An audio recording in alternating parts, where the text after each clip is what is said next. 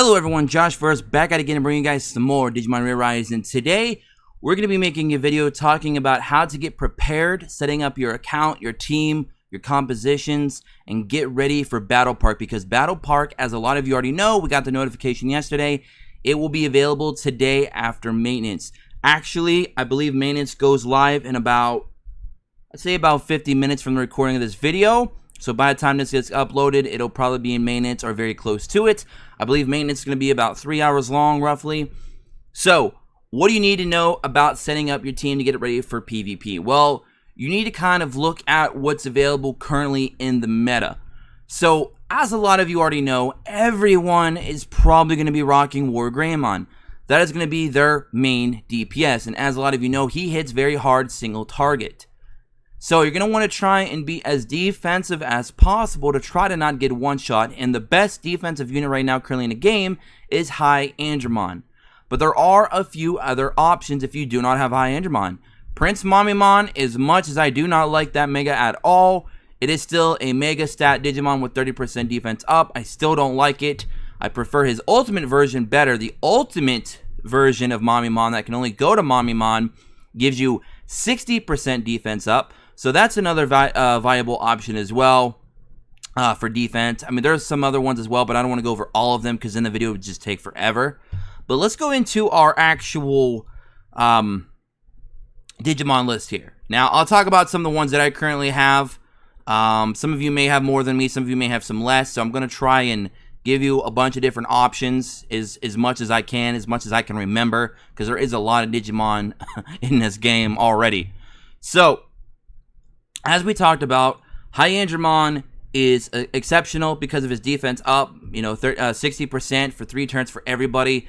So if you do that on your turn 1, you're going to make your entire team tanky. You also increase all allies counter rate by 20%.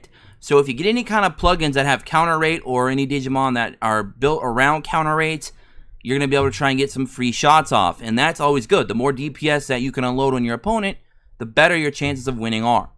So we have that. He also has his main skill, damage to all enemy targets, 40% chance to inflict shock. That is also pretty good, and increases all allies block rate by 30%, which is also very good. And as we talked about with block rate, when dealing with trying to make a tanky team or working with a tanky type of Digimon, such as a High Angemon or a Mamimon, for example, block rate reduces damage by 50% when you block. So that is very good. Very good if you can get blocks off. Because then you can kind of play around this bad boy right here. War Greymon. War Greymon, a lot of players who already have their War Greymons ready to go for PvP are going to have 4,000 plus power. I kid you not.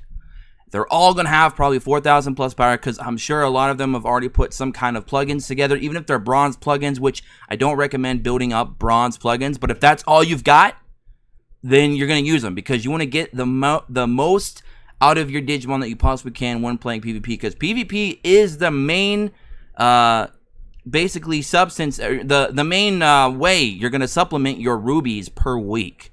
So you want to make sure that you do as well in PvP weekly as you possibly can, even if you're free to play or if you're a whale, whatever. That's going to be your main source for your ruby incomes per week. So a lot of people is going to be trying to be pretty tryhards in PvP, so don't expect anyone to go easy on you. Even though you're playing against their AI team, it's still going to be pretty tough, so you want to make sure that you got your team established well. So these are 2 Digimon, and the reason why I'm mentioning High Angemon quite a lot in this video and War Greymon is because these are going to be 2 Digimon you're going to see a lot of. You're going to see these 2 Digimon quite a bit because a lot of players re-rolled for High Angemon. The fact that the Mega pull is so low right now, there's a lot of players out there who pulled High Angemon from the 5-step banner. And everyone who did the 5 steps is going to have a War Greymon. So these are going to be 2 Digimon that you're going to have to worry about quite a bit. Another couple that you're going to see in the meta. You're going to be seeing this bad boy, Aerovedramon. The best DPS ultimate that you can get right now, and the quickest DPS powerhouse you're going to be able to build up. Because he's only an ultimate, so he doesn't have to have those level 5 training materials like Megas do. And with his 40% power on his passive, he's going to hit extremely hard. So you have to be ready for that. But he also can stun on his S1 and he can lower your defense by 40% on your S2.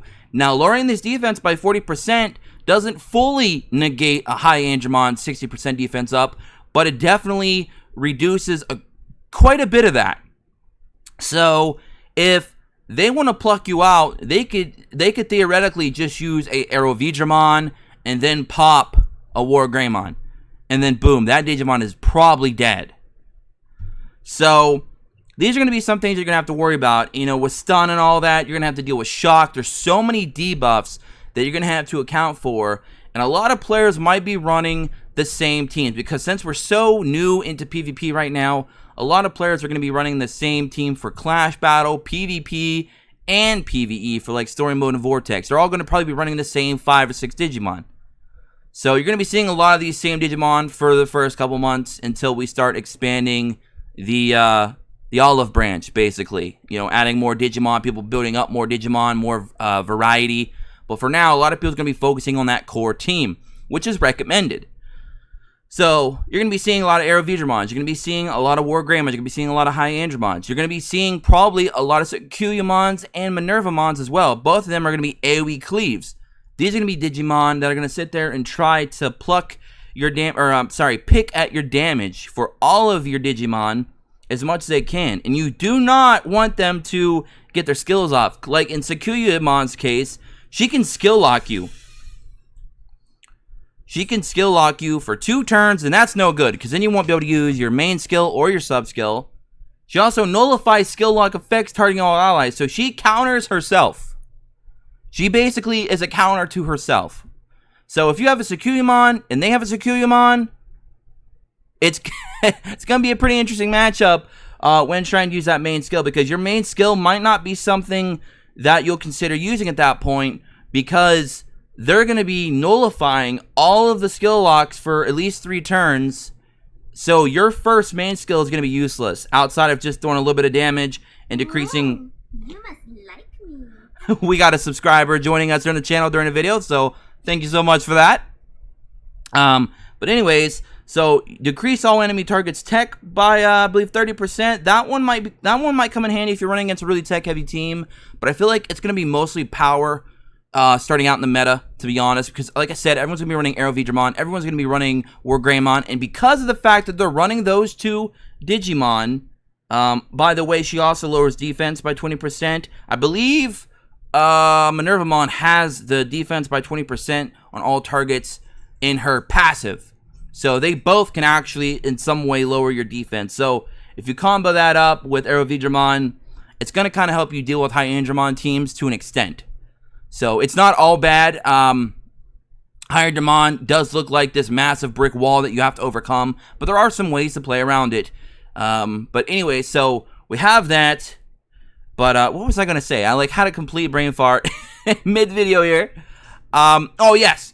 So if people are running the Aerovidramons and the War Greymons, then they're probably also running a power buffer. There's currently 2 amazing power buffers available in the game. You have the Deft Purple Lilymon, and you also have the Power Brave Metal Greymon Blue, who will both increase on their sub-skill all power of allies by 60% for 3 turns. This will be another good way to try and get around that big wall that you're going to see with the High Angemons or the Mamimons when they put up those defensive walls. So this is going to be something that you're going to see a lot of as well. So I feel like the meta is going to be pretty interesting starting out here on Global, because it's just, and by the way, Lilymon also increases all allies defense by 10%, which is also nice. So you can also stack that with your High Angemons or your Mamimons, getting that up to 70% defense, which is pretty nuts. But yeah, I mean, that's pretty much going to be the meta. Those Digimon that we just talked about. Now, you might see some people that's going to try and play anti-meta. They're going to be trying to run anti-sleep, anti-stun. They're going to try and run anti-shock. They're going to try and pluck in any little thing that they can in hopes to try and counter somebody else's team, knowing what the select group of Digimon are right now. Because like I said, just to recap, you're going to be seeing a lot of War Greymon. You're going to be seeing a lot of Aerovidramon. You're going to be seeing a lot of High Angemon, Mamimons. You're going to be seeing a lot of Sucuyamons. You're going to be seeing a lot of Minervamons, because these are the Digimon everyone re-rolled for. These are the core teams that people are building. You're going to see a lot of Lillimons. You're going to see a lot of Metal Greymon Blues for those power buffers. Now, some people are going to be running the Noble Pumpkinmon to get that AoE sleep off. So, because of that, knowing that everybody got him for free, a lot of players might consider running some anti-sleep Digimon. So, there's those options as well. So, that's just kind of what the meta is going to look like. So, you could either go in with a full AoE cleave team. You could try to just go full AoE with, pick off some damage and run War Greymon just for cleanup duty. Use plugins, try to get his pinpoint percentage as high as possible. So he's always going to target the lowest HP Digimon to try and just keep taking them off the field one at a time, which is a good, valid strategy. If you're playing against a lot of high Andromons, Mamimons, or even maybe a combination of the two, trying to go super tanky, maybe they're even running a Magna Angemon for healing, or a Plesiomon, or even a Taomon, the devoted one, the one that can actually heal, not the one that can go to Sakuyamon. They might be running those to try and heal. They might try to play the tanky game. They might try to just out-tank you. Therefore, you might want to try and get some plugins that give you crit rate. That way you can increase the crit rate, or run Digimon that can boost crit rate. Try to get as much crit as you possibly can. A Digimon that's very good at doing that is Boltmon. He increases all allies' crit rate, which is pretty interesting. So that's another one you could throw into the equation. Plus, he has burn. And if you build him with high attack, that burn damage is going to do quite a bit. So there are some options here, and I know I'm talking fast, and I'm talking about a lot of things. Hopefully you guys are able to keep up. If not, just pause the video, think about what I'm saying, go through, look at your inventory, see what you have, and kind of compare and contrast, and try and build a team that you think will be good against the current meta, or at least match up with it, so you're at least winning 50-50 or better. Because that's really what you want to do in PvP. Unless you're wailing out, you just want to try and maintain a good rank. You're not going to try and just blitz through everyone, because that's just unrealistic. So just try to make a team that you feel is going to match up well with what everyone else is probably going to be running, especially with the limited pool of Digimon that we currently have available. So that's just some things I wanted to talk about. I know it was a lot to talk about, and I know there's more Digimon that we could talk about that are very interesting. But I think we talked about quite a bit already. I think I already mentioned like 10, 15 different Digimon that you could possibly be using right now in PvP, or that you'll be seeing a lot of. Now, another thing that you want to do that's very important, and I mean very important, when you're trying to be a serious contender for PvP, even if you're free to play, this is something that you may want to consider doing. Now, if we go in here to our Digifarm, if you go to your Digimon, you'll notice that your Digimon has a bond that goes up to level 99. We talked about this in a previous video, but I really want to just drive this one home. This is something that we did not cover. But basically, when you get your bond to max level, you unlock the 6th plugin slot. Basically, the 2nd speed plugin slot for your gear. So you can run 6 pieces of gear. Running in the PvP with only 5 pieces of gear, and you're playing against a team running all 6 pieces of gear, that can mean losing the fight. That 1 piece of gear extra per Digimon that they have could actually lose you the fight. Especially if they run a lot of speed on their team, and they're actually getting speed on that last plugin, or those 2 speed plugins, and they're just going to be outspeeding you. And you don't want that. Okay? Maybe they're getting more crit out of that, pinpoint percentage. Maybe they're getting more debuff resistance, whatever they're getting out of that. It could mean the difference between you winning or losing. So you want to make sure that your core 5 all has a maximum bond, so you can unlock that last gear slot. And the best way to do that I can tell you right now, that would save you a lot of trouble, and it's going to cost you a little bit of rubies. Keep this in mind. This is not going to be something that's going to be good for everyone, but for the majority, this might be something worth doing. So if you go over here to the shop, just waiting for it to load, because you guys know about the load times. It's always great, right? I need that Jeopardy music. If you see these bad boys right here, they're called proteins. Right here. An item set that gives you care items useful for Digivolution comes at a bargain price. Protein care item times 5. 4 plus 1 for free, 1 complimentary protein. And this is a beginner support care item set. That's what it's called. And there's still 22 days and 14 hours at the recording of this video left on this. You can even get a protein from this care package as well, but I feel like that's not as worth. This one is totally more worth it. And what is this basically going to do? I don't know if you can buy these at a cheaper price or not. Let me take a quick look. Let's see if they sell them individually. I don't think they do. I was kind of hoping that they would have. Oh, yeah. They have this one here that's available for only a day. You get 5 of those plus a stamina can, an energy can for 50 rubies for just 10 more.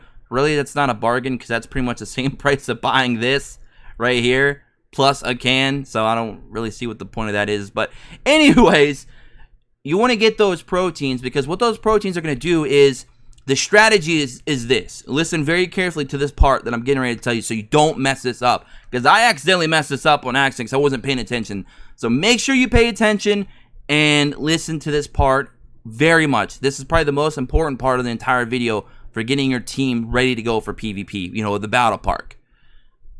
If you want to get your bond to 99 efficiently, use food that you farmed up from doing story to get your training materials for all your other Digimon you've been building up for your core 5. When you have your bond at 60 and you are able to go to 99, that is when you will pop a protein. You will give your Digimon 1 protein and you will go from 60 to 99 bond. Then you're done. Boom. So you just saved a lot of stamina trying to farm for food, and you saved a lot of food trying to feed it in to get it up to 99. Because let me tell you guys something real quick. Trying to go from 60 to 99 on pure food alone will take you a ton of food. Especially if you don't have any of the more higher tier food. You have more or less just the basic fodder food that you get from normal farming. Like strawberries, for example. You just get those like crazy. Those are not going to do you very well trying to get up to 99 in a timely manner. It's going to take a while. So use those 40 rubies. Guys, that's just 4 days of doing dailies. Okay? 40 rubies. Do it. Get yourself 5 protein before that pack goes away. And then you can make 5 Digimon 99 bond. Like that. Get them to 60 with food by farming up your training materials. And then pop a protein. Boom, they're 99. You're done. Do not waste a protein getting them to 20. Do not waste a protein getting them to 60 because that is an absolute waste. It does not take all that much food to get to 60, but getting 60 to 99 is a whole different story. That's when you pop the protein, and then boom, now you have 5 Digimon, max bond. Now you can actually equip a 6-piece of gear to all 5 of your core Digimon when you go into PvP, making your team more stable, more prepared, and hopefully more chances for success. So that is my tips for you guys getting prepared for PvP. Learn the meta, know the meta, master the meta, okay? Make sure you building a team that can spar with the meta on a level playing ground or even possibly even surpass a lot of the competition. Even if you're a free-to-play, these things are possible. I'm not saying you're going to be the top player in the game in PvP, but you're going to be able to achieve a manageable rank that you can get a good sum of rubies per week. And that's what it's all about in this game. So you guys can summon and get stamina, do whatever else when future content drops. And that is why you want to be prepared for Battle Park. So hopefully I was able to help a lot of you out. Until next time, don't forget to subscribe. And as soon as Battle Park does drop, I'll make another video talking about Battle Park. Maybe I'll do a couple PvPs and stuff like that. Maybe I'll do it in actually a stream. We'll see what happens. But I hope you guys all enjoyed this video. If you did, drop a like, comment below, subscribe if you're new, tick all notifications so you don't miss a thing. And I'm going to catch you all in the next one. Have an awesome day wherever you are, as always. Oh, and don't forget to join us in our Discord below. Forgot to say that. Peace.